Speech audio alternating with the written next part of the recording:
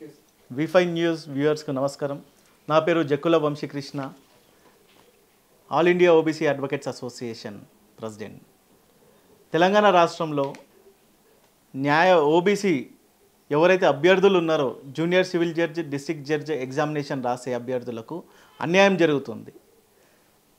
దేంట్లో అంటే పరీక్ష రాసే క్రమంలో వాళ్ళకు కట్ ఆఫ్ మార్క్స్ రిలాక్సేషన్ అనేది ఉంటుంది.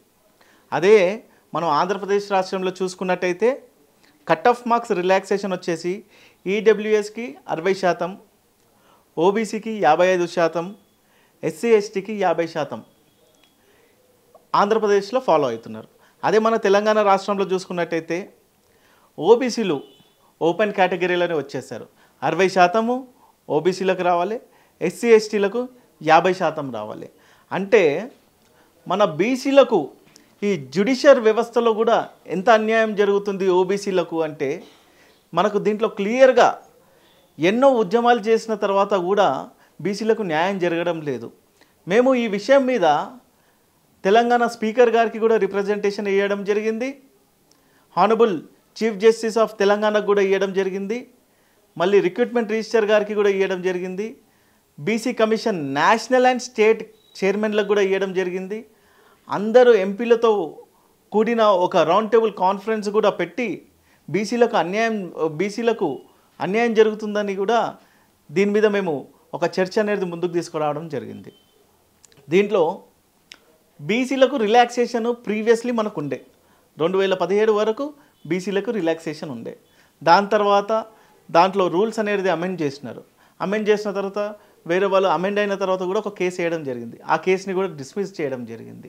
అంటే రూల్స్ అమెండ్ చేసేటప్పుడు బీసీలకు ఎక్కడి నుండి రిజర్వేషన్లు వాళ్ళు పొందినారా లేదా, వాళ్ళు అప్లిఫ్ట్ అయినారా లేదా అని చూడకుండా కూడా వాళ్ళు రూల్స్ అన్నీ కూడా అమెండ్ చేసి బీసీలని అన్యాయం చేస్తున్నారు జ్యుడిషియర్ సిస్టంలో.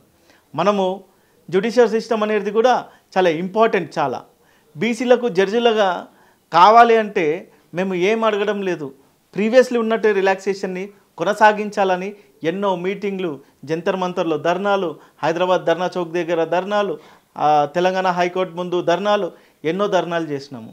ఈసారి బీసీలకు junior civil judge, district judge ఎగ్జామినేషన్లో రిలాక్సేషన్, రిటర్న్ ఎగ్జామినేషన్లో రిలాక్సేషన్ ఇవ్వకుంటే నేను అమర నిరాహార దీక్షకు కూడా నేను కూర్చోడానికి సిద్ధంగా ఉన్నాను.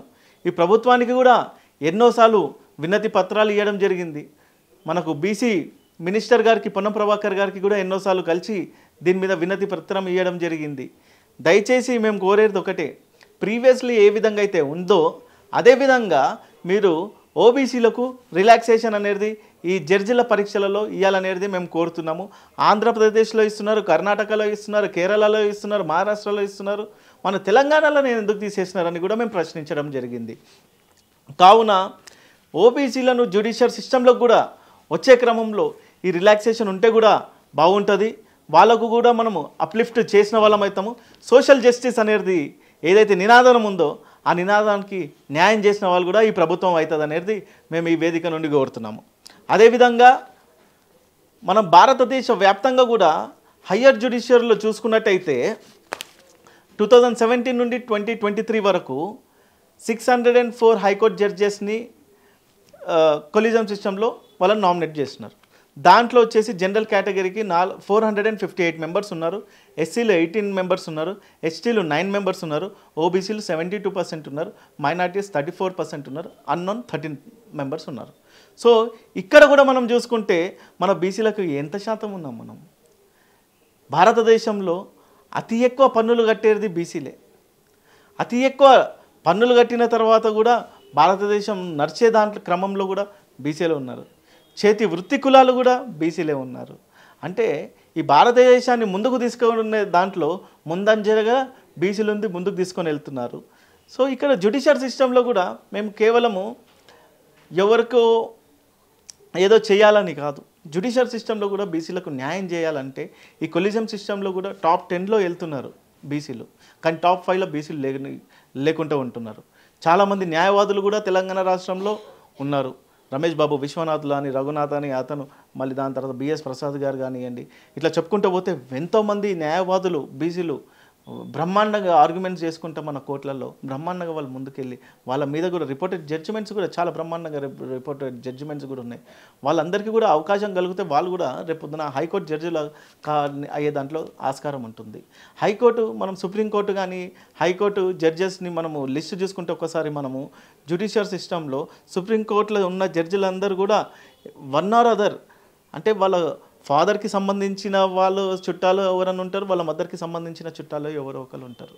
అంటే వాళ్ళ చరిత్ర తీసుకున్న తర్వాత కూడా అంటే బీసీలకు కానీ ఈ జ్యుడిషియర్లో సుప్రీంకోర్టులో ఉన్న జడ్జిలకు కానీ ఆ నియామకాలలో ఏ విధంగా వెళ్తున్నది కూడా మనందరం గ్రహించి రానున్న రోజుల్లో భారతదేశంలో ఉన్న బీజేపీ ప్రభుత్వం మోడీ గారు బీసీ ఒక ప్రైమ్ మినిస్టర్గా ఉన్నారు కాబట్టి తను కూడా దీని మీద చొరవ తీసుకొని రానున్న రోజుల్లో కొలీజియం సిస్టంలో బీసీలు వచ్చేలాగా నామినేటెడ్ పోస్టులలో బీసీలు వచ్చేలాగా ఏవైతే అసిస్టెంట్ సాలిసిటర్ జనరల్ పోస్టులలో కూడా బీసీలను పెట్టాలనేది మా ముఖ్య ఉద్దేశం, మా డిమాండ్ కూడా.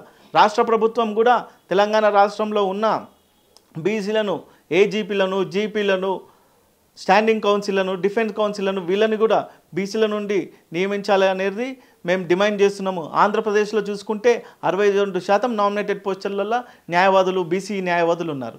తెలంగాణ రాష్ట్రంలో కూడా ఏదైతే మనం చెప్తున్నామో మనకు రాహుల్ గాంధీ గారు సీఎం గారు రేవంత్ రెడ్డి గారు ఇక్కడ చెప్తున్నారు కదా బీసీలకు మేము పెద్దపీట ఇస్తామని.